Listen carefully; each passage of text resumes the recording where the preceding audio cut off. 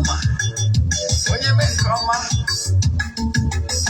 ebulie ya elu si ya jide nke oji na-aga n'iru biko ka ndị gbakọ kịta wee kelee Eze-Ana Eze-Ana ga-adị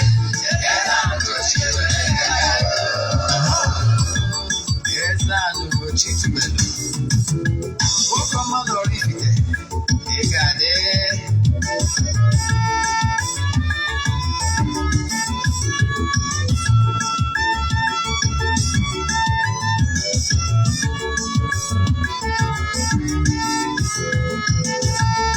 ọdịnala bụ eziokwu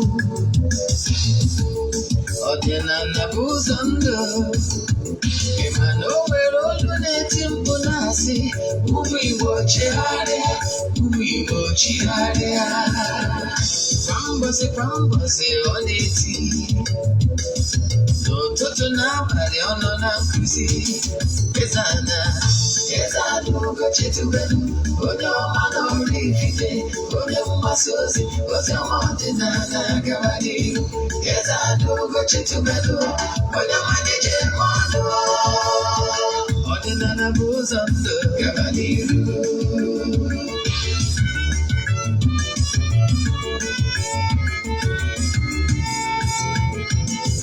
Eze-Ana Ugochi tubelu onye ọma n'ọrụ ikike onye mgbasa ozi ọma ọdịnala gara n'ihu Eze-Ana Ugochi tubelu onye manije mmadụ ọdịnala bụ ụzọ ndụ gara n'ihu Eze-Ana ga-adị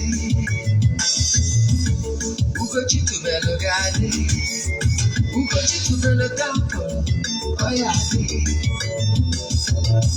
maka na eziokwu anwa chacha ndị ụka erighị anyị fọta mba gị ndị oche enye anyị fọta mba gị fọta esikala ụtụtụ ọma na ụmụ ọdịnala Igbo abịakwanụ m n'oge awa nke eziokwu oge anyị ji awa eziokwu niile agba nke ọ bụ m nwa bụ Ogbuefi Eze-Ana Ugochi tubelu anọ n'isi ya maka ndị ọ bụ tata bụ izizi ha na-afụ m na Eziokwu TV maọbụ na soshal midia afọ mbụ Ogbuefi Eze-Ana Ugochi tubelu Oraifite abụ m onye isi nchụaja na Ugochi tubelu na tempụl anyị na-agba afa miri emi na-arụkwa ọrụ mmụọ dị iche iche n'ụbọchị tata bụ n'oge awa nke eziokwu isiokwu anyị ji wee bịa n'ụbọchị tata bụ importance of sacrifice to mmụọ ikwunne gị uru ọ bara na mmadụ ga-identify onwe ya with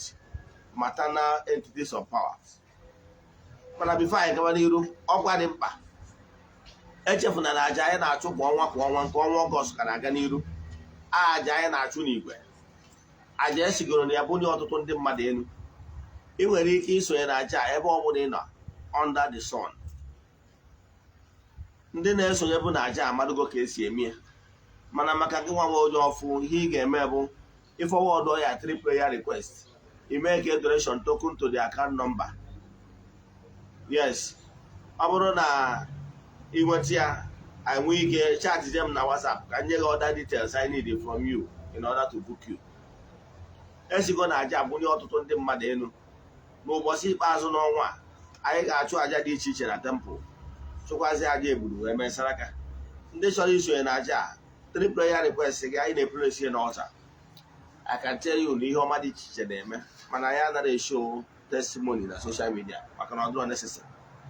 Yes, then nke ọzọ ọ bụrụ na ị na-anụ olu m n'oge awa nke eziokwu na-emụtara ihe n'ihe m kwuru taa na ịchọrọ ịnụkwu ya ọzọ maọbụ na ịchọrọ isendịrị ya mmadụ jee na my YouTube channel. Anyị nwere over 1000 lectures nkụzi niile anyị na-ekuzi gbasara ọdịnala ụbọchị ọbụla for years now.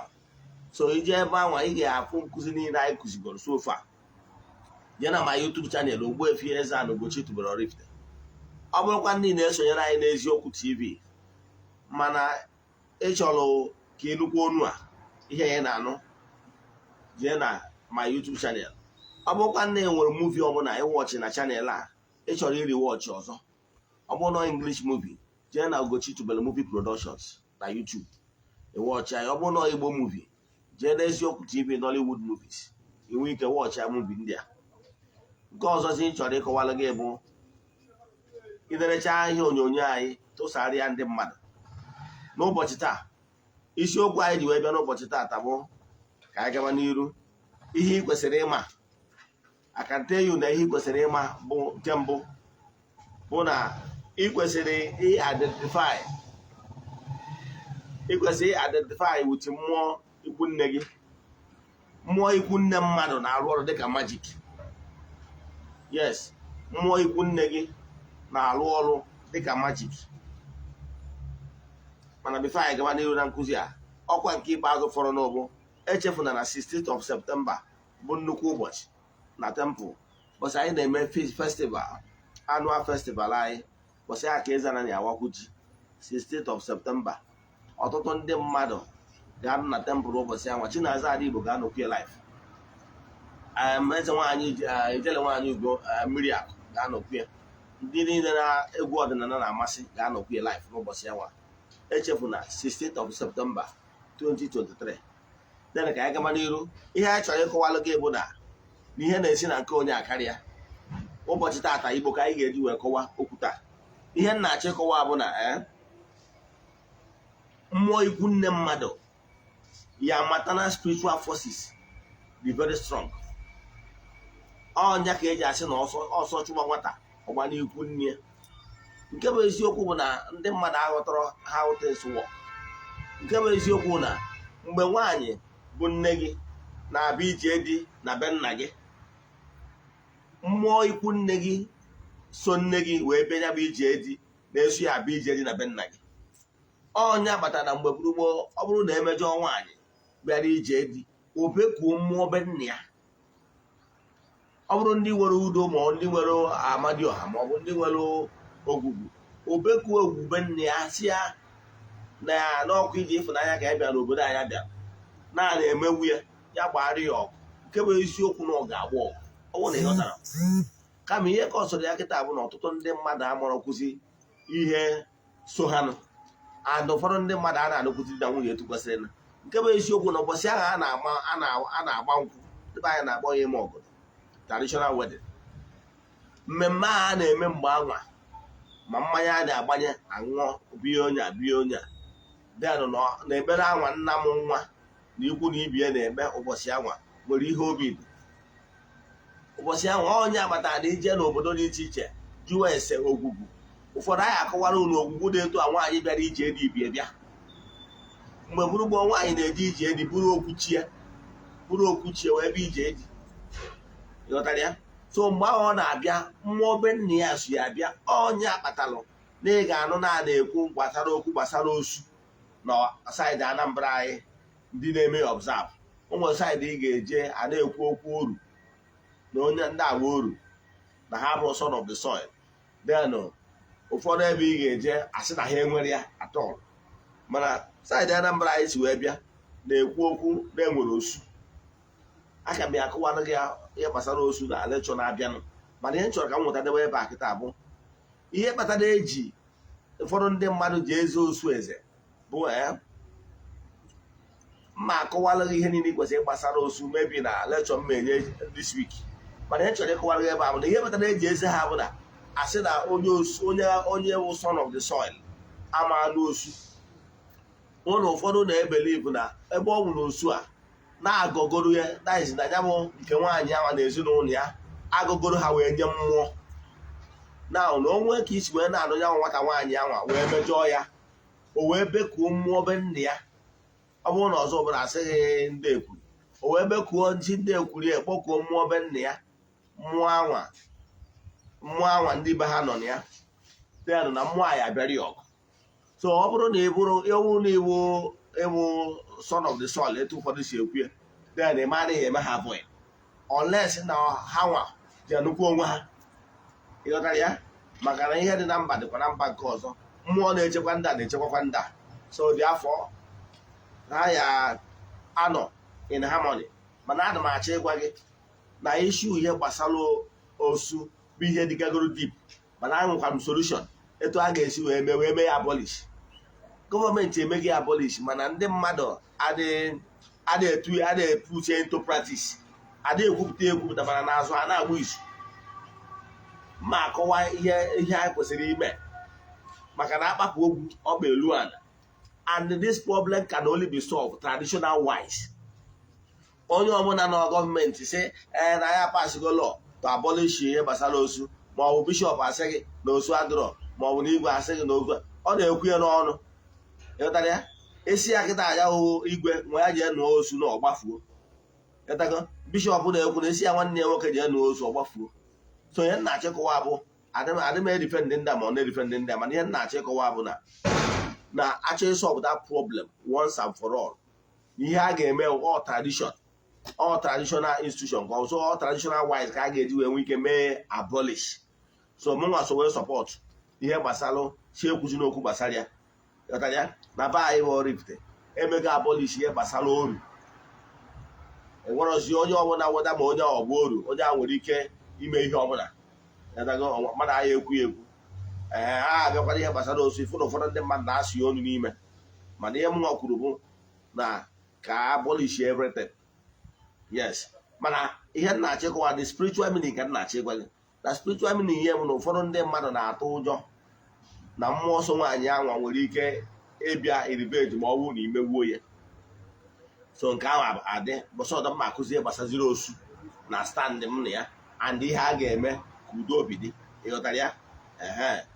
So maka na mmadụ niile bụ mmadụ denụ ka mba eze ihe njigbo maka ekwu ihe na-ekwu ya bụ na nwaanyị ọbụla jere ije eji na mmụọ be nna ya so eji ya bụ ije eji. Ịghọtara ya? Etu ahụ ka ọ dị gụnwa na onwe gị bụ nwa agha mma gị mụtasịrị n'ebe mma gị bịara ije eji, mmụọ be nna gị na-eso gị, mmụọ ikwu nne gị, bikos na ọ bụrụ sọ nna bụrụ nwa.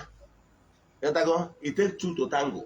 Mmụọ be nna ihe si n'ahụ nwaanyị na ihe si n'ahụ nwoke nwe onye bụrụ nwa wee kpụọ gị wee bụrụ mmadụ. Anọ onye akpatalụ na ọ bụrụ na a na-alụrụ mmadụ agwụ, a ga-akpọ mmụọ ikwu nne nne nne nne, mmụọ ikwu nna nna nna nna. Ịghọtara ya? Maka na need that two forces. Yes, need those two forces to bring them together. And mgbe ọbụla ị align onwe gị wuti mmụọ be nne gị na mmụọ ikwu nne gị, my brother, ya stand ekeresu ya akwụrụ ji.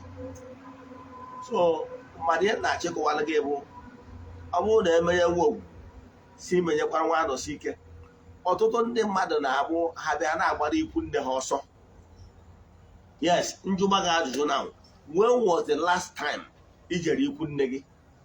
Jos ọ bụgoro na ọchị ka igota na mmanya ijekwu nwanne ya izi ndị ikwu nne gị ụmụnne ya amọda si akpere gị ekpere. Ọ na-arụ ọrụ ka majik. Ị nwere ike na-asị na o nwere ebe ị ga-ejekwa ụfọdụ ndị na some seers agwa gị igoro ihe jekwu nna gị ochie ka o kpere gị ekpere. Ọ na-arụ ọrụ ka majik. Ihe kpatara ya bụ na ị marọ ụmụ ochie mgbe anyị dị n'ụmụazị o nwere ihe a na-akpọ krismas. Ndị ụka bara ya krismas, mana ihe a na-akpọ ya n'olu Igbo bụ ije alụlọ mmụọ. Ije alụlọ mmụọ abụda na ebe my mother ebe sorota my mother ebe mmụ nwa dị ala na Oraifite ebe a. Mgbe anwa ndị niile mụ nwa dị ala na that family si orusi Igbo obodo dị iche iche bịa. Ihe anyị ji mara onwe anyị na anyị niile yi uniform. Abịa mbọsị ahụ esie magosie onye ọbụla na my father na-anụ nwaanyị ebe anwa siri nri dị iche iche, sie swallow, sie nri onuno. Ndị ọzọ sikwa nke ha abịa ebe anwa nri ju emụgo a na-erikọsị na-enwe nkọsị aṅụrị ọnụ. Nna anyị ochie wee gaa ọfọ n'isi ụmụ nwa dị ala niile na ọ ga-adịrị ha mma na ihe ọma ya emere ha, na ha ga-ejere obodo, na ha ga-adara obodo, kpọkụzie mmụọ dị be nna ha data ebe ahụ ụmụ nwa dị ala si ya nekwa ụmụ nwa dị ala niile ya goziba ha. Ihe ahụ ihe ndị obodo na-emebu mgbe enu ha n'ọsa, mgbe ezi dị n'ụkwụ ụkwa. Mana kịta eduzie famili niile, ụfọdụ amụrụzi ebe ikwu nne ha dị. Ụfọdụ ya asị mmamụsị na mba onye Ugwuta, mmamụsị na mba na-ewe onye Ugwuta. Ịghọtara ya? So onye wọdụ Ugwuta ahụ for the first time. Ihe nna achọ ịkọwara gị bụ na ọ na-awa ebu chọọ ịgbanụ oje jụrụ akwụ ya. Ọ bụrụ na ọkụkọ ma ọ bụ nnụnụ ọbụla chọọ ife n'elu, ọ na-ebu ụzọ chi obi na. Ana m achọ ịgwa gị na ikwu nne mmadụ wụ power house ya. Yes, mgbe ị na-ekwu okwu maka na ihe kwuru ihe akwụdebie, mgbe ị na-ekwu maka ana be nna gị na-ekwukwazị maka ana ikwu nne gị be nne gị. Yes, maka na ọ bụrụ na mmụọ ikwu nne mmadụ adịghị egwu egwu ma ọ bụrụ na ara mgbe ọ bụla akpọkuru ya wee yọọ ya ayịyọ. Mmụọ ikwunne mmadụ dị very powerful. Ọnya ka ndị Igbo ji ekwu okwu sị na ọsọ chụọ nwata ọgba n'ikwunne ya, maka na mmụọ ikwunne mmadụ wụ protector. And Igbo mere ihe bụ na onwegolu ka ọsọ si chụwa gị iru ha n'ikwunne gị, ya mother people will protect you. Etu a ka ọ dị. Ha ga-protect you physical, ha ga-protect you spiritual. So onye na-ajụ gị bụ, when was the last time ịchụkwala mmụọ dị n'ikwunne gị? Ihe na-agbagharị from pillar to post, from one spiritualist to the other, might be solved ma ọ bụrụ na ị ga-ama na ị ga-eje ikwunne gị jee yọọ nna gị ochie, ya kpere gị ekpere, ya dọọ mmụọ ikwunne gị wee nye ebe ị nọ. N'afọ mmụọ onye nọ n'ikwunne gị ya gọzie gị. Ọ dị very important. Nke mbụ. Nke abụọ, ana m achọ ịgwa gị, kedu when was the last time i jere na mmụọ ikwunne gị jee chụọ aja, jee ya ayịyọ? Yes, ọ dị very important. Like I said now, o nwere na ọnwa maybe September, I think September, yes, mgbe mmụọ ikwunne m ga-eji wee ri ji, mma ejekwa ebe a ga eri eji chụọ aja. Ịghọtara ya? I don't joke with it. Maka na the more you na-maintain the relationship gị na ụmụ mmụọ ebe niile ị nwegasịrị root, mgbe ị na-maintain ya, that is the more ị na-esiwanye ike. Ịghọtara ya? The more ị na-esiwanye ike. So you need to maintain ya. You need to maintain by building that cordial relationship. Eji m n'aka niile ege m ntị na ị na-anọgido jee na mmụọ ikwu nna gị jee kpee ekpere ma ọ bụ chụọ aja. Ọ dị very important. You know why? Because ị kwesịrị ibuild ihe mkpọrọ PR, personal relation. Personal relation a bụ personal relation ọ ga-awụ ibuild ọ bara uru. Etu o si aba uru na mmadụ ka o si aba uru na mmụọ asị nwa Diana. Ana m achọ ịgwa gị na ọ bụrụ ịbụrụ nwa Diana na-identify with ndị ikwu nne gị, a ga-afụ gị n'anya nnukwu. And o nwere ihe ọ bụla ịbịa yọọ ndị ikwu nne gị, ha ga-edi n'anya gị. I can tell you. O mere na be anyị mgbe a na-achọ iche igwe na be anyị, then the then Udubaka, the then Igwe Eze-Ana one, mmadụ niile fụrụ ya n'anya during his reign. Eziokwu na he reigned shortly. Yes. But everybody, most people love him. Eze-Ana one, or Eze Udubaka. Ya bụ Eze Udubaka, mgbe ọ chọrọ ichi ya bụ igwe, mgbe ọ chọrọ inye ichi ya bụ igwe, Ezumere kwesịrị ichi igwe anwa wee sị na ha adịghị already. Wee si oke n'oge atọmpera ekwuru n'obodo ọbụla ga-echi igwe, maka na mgbe mbụ na Oraifite bụ aka na anọ bụ obi ka a na-recognize. So ihe meziri ọbụla wee si na-esi nwezie igwe, maka na ọ gọọmenti na ọdịnala Igbo mbụ enwere ihe gbasara igwe. Igwe political appointee, onye ga-abụzi the point of contact with government. So enwe nya bụ igwe, wee sizi obodo ọbụla na obodo ọbụla ga-eme gịnị, ga-enwerịrị igwe. Etu a ka esi wee sị Oraifite wee họrọ igwe. Ezumere wee isi wee sị na ha dịbụ already mgbe anwa, maka na ama what it takes. Ewe that political king. So ndị enwere ọtụtụ ndị interest, ndị na-azọ mana Udubaka, being an intelligent man, being normal how things work, and being normal na mmụọ ikwu nne mmadụ na-akwụdoro mmadụ. Kedu ihe o mere? O made that powerful move, and that powerful move bụ gịnị? O wee bịa na ikwu nne wee yọọ ndị ikwu nne bụ ndị Ezumere. Gwa na ya kwara ezigbo nwa Diana mụtara ọcha.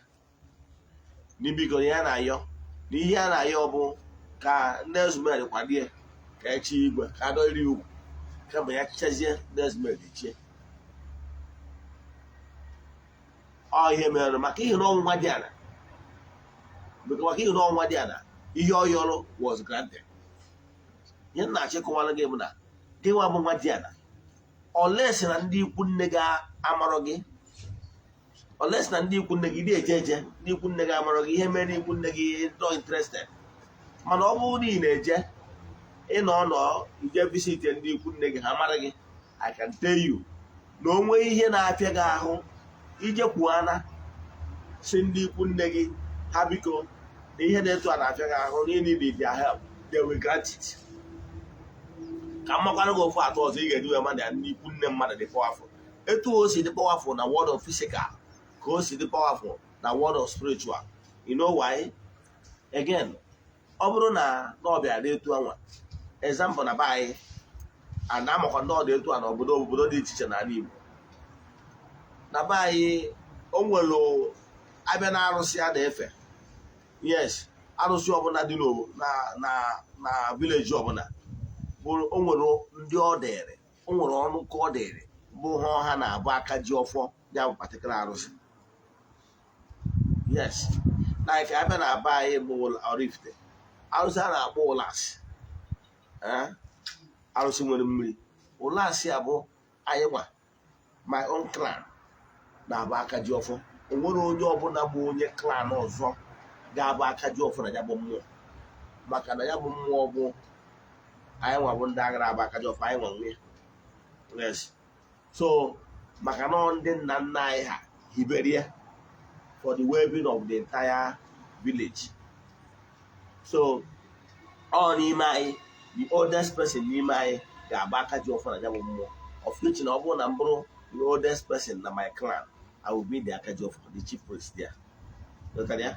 Now, mana ihe na-achịkọwara gị bụ ọ bụrụ na for any reason, ọ bụrụ na anyị nwabụ ụmụnna ndị ọ dịrị ị na-enye ya bụ mmụọ nri, ịbụ ndị na-agba ụkọ, ịbụ aka ji ọfọ n'ihu ya bụ mmụọ, ọ bụrụ na for any reason na anyị jewara ụka, ọ bụrụzie na-enwerozi competent hand, ọ bụrụzie na-enwerozi onye dị ready to be the chief priest.